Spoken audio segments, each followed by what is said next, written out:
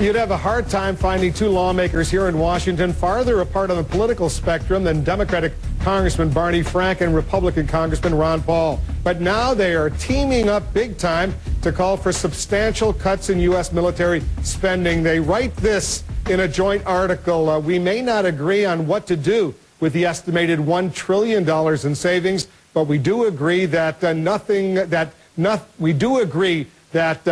either of us cares deeply about will be possible if we do not begin to face this issue now. Representatives Frank and Paul are joining us together from their respective states. Congressman, thanks very much for coming in. How did you guys team up to call for this massive cut in U.S. military spending, Congressman Paul?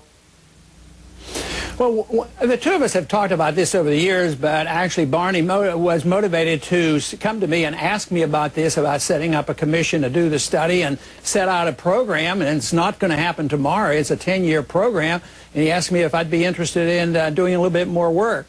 And I obviously agreed to do that, and I think it's a great idea because that's what I've been arguing for a long time. And I'm always looking for an opportunity to bring progressive Democrats together with some conservative libertarian types, because there are places where we can agree, and I think this is a very important place to start. Iraq and Afghanistan. Now, both Ron and I oppose the war in Iraq, and it seems to me that the argument for us staying in Iraq solely to mediate the electoral disputes among the various political parties and religious groups in Iraq has no value. But over and above Iraq and Afghanistan, you know, NATO was a wonderful accomplishment in 1949.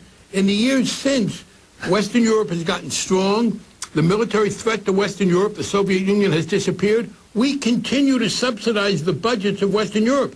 There is a degree of interventionism in American foreign policy, the notion that we must be the superpower and we have to intervene everywhere, that Ron Paul and I both think makes no sense. We are committed to defending America's legitimate strategic interests, but we have got a military establishment that has been, and it's not their fault, it's the fault of the political leadership, projected into a worldwide situation far beyond our legitimate military needs. I did a speech last week, a 5-minute speech on the House floor. It was called "The War That's Not a War." And I made the point, well, it's not a war, it wasn't declared. How can it be a war? We're not fighting against the government. We're fighting against a group of people that don't have planes or tanks or ships or missiles or anything. It's an insurgency, and the insurgency's all because we're over there. They don't like foreigners. We were part of their insurgency when the Russians were there and the Soviets were there. We joined Osama bin Laden, and we joined them in trying to get rid of them. At that time, they were called the Mujahideen, and now they're called the Taliban. No, it makes no sense whatsoever. It's not in the interest of our national security. Even our CIA now says there's very few, if any, Al-Qaeda in Afghanistan. They've chased them all over to Pakistan. Where are you going to chase them to? Take over Pakistan, then Yemen, and then Somalia? We just don't need to be the world's policeman. We're digging a hole for ourselves. The argument is that if the U.S. pulls out 100,000 troops or whatever the U.S. has right now from Afghanistan, the Taliban will almost certainly take over and recreate the situation that existed before 9/11, allowing Al-Qaeda to come back in and train and make their plans against the United States. I have two responses. Well, first of all, you're focusing much too much on Afghanistan. And if you read our letter, we say we are talking about making reductions on a worldwide basis in wealthy nations, Marines in Japan, troops in Germany, other than Afghanistan. That's a separate but legitimate debate. My own view is that the ability that we might have had to win in Afghanistan, and I voted for originally, was dissipated when we then made a major effort in Iraq. And Ron Paul makes a very important point. If we are to be told that, well, we have to do this to keep this from being a base for terrorism, well, Sudan will be a base for terrorism, Somalia, Yemen, other countries. Frankly, if we were to withdraw the troops from Iraq and Afghanistan and spend about 2% of what we spend on those troops in bolstering national security here at home, we would be safer. But again, when people want to stay in Afghanistan, and I think that it is time to withdraw, there are tens and tens of billions of dollars being spent in military scenarios that have nothing to do with Afghanistan, nothing to do with terrorism. I wish you could defeat terrorism with nuclear submarines, because then we would have beat it, because we have all the nuclear submarines.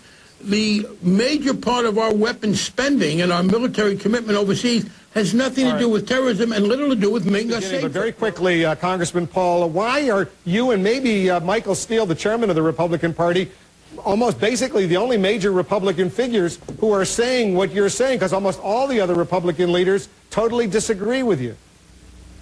Well, who's going to define the public leadership? You know, there are several other Republicans like Walter Jones and Jimmy Duncan and a few others that are opposed to it too. So there are some others, but it is true. A large number of Republicans. The other night in a debate, they said, "Oh, 66% of the Republicans agree with the party that we have to stay there forever." Well, I mean, that means 30-some% of the Republicans are questioning this. And, of course, there's been several of us have been questioning for a long time. And I make the point that this has been questioned by Republicans, this type of policy, for many, many years. I often make the point that George Bush ran on a non-interventionist, humble foreign policy, no policing world in the year 2000 because he was tired of Clinton doing. But that was before 9/11. Well, why should a truth be removed? I mean, I don't think you have to change your mind about a foreign policy. Because he's the first one who says that. You can deal with terrorism. Hold on, guys. Hold on one second. I want to Frank. The Pentagon's budget for 2010, almost $700 billion. In your estimation, what should it be? Oh, for this year, I would like to cut it about 50. And I want to stress, Wolf, I don't want this argument hijacked. The case that Ron Paul and I are making, along with Representative Walter Jones, a Republican, Rod Wine, a Democrat, is separate to a great extent from Afghanistan. People can differ about Afghanistan. I voted to go in. I think it's bogged down. But we are talking about useless expenditures, which are for geopolitical reasons that I don't think are valid. In NATO, in Japan, we had, against the Soviet Union, 3 ways of dropping thermonuclear weapons on them when we were at the height of this war with them. We have all 3. Nuclear submarines, intercontinental ballistic missiles, strategic air command. I want to be very radical and say to the Pentagon, pick 2. I don't think you have to worry about the Soviet Union as much. Spending is very, very important. I believe in defense. It's just that I think the intervention, a matter of fact, undermines our defense, and that's where I find the problem. But right now, I think that this is, to me, a modest approach, but that's where you start. My goals might be slightly different than his goals. One last point, this is a modest approach that we can agree on. Congressman Paul, with the chairman of your party, Michael Steele, since his controversial comments came up?